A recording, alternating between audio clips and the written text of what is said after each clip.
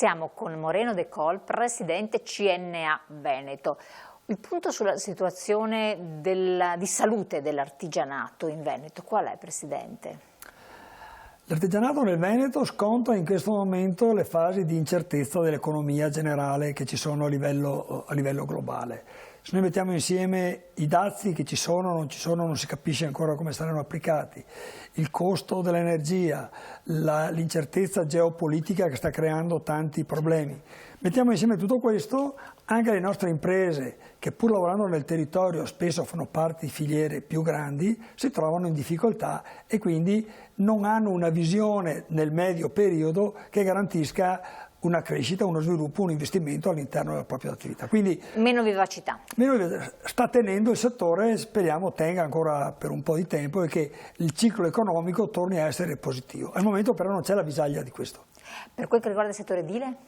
Per quel che riguarda il settore edile scontiamo la fine del periodo dei bonus, tra un po' finirà anche il periodo del PNRR, quindi o lo Stato mette qualcosa per agevolare la ristrutturazione dei fabbricati che hanno bisogno di essere messi a posto, soprattutto per le fasce più deboli della popolazione, altrimenti il settore tenderà un po' sicuramente ridurrà molto la propria attività per un fatto oggettivo, perché di fatto non ci sono risorse per fare interventi.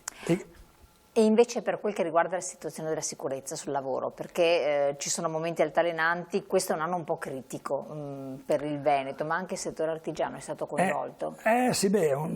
Siamo chiaramente coinvolti nel settore perché la sicurezza nell'ambiente di lavoro è uno degli elementi più importanti anche per le nostre imprese, per i nostri collaboratori. C'è molto impegno da parte delle nostre organizzazioni per fare anche la formazione per i nostri imprenditori affinché vengano adottate tutti quei sistemi, tutte quelle azioni per migliorare le condizioni.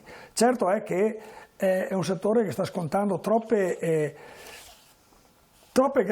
gravi situazioni, mettiamola così, troppe gravi situazioni, quindi c'è la necessità di crescere, però non è che bastano le carte, bastano i documenti, c'è necessità di una consapevolezza, soprattutto nei giovani che entrano nelle imprese, quindi la formazione a mio parere è sicuramente molto importante e l'uso delle tecnologie adeguate per le singole lavorazioni che si vanno ad affrontare.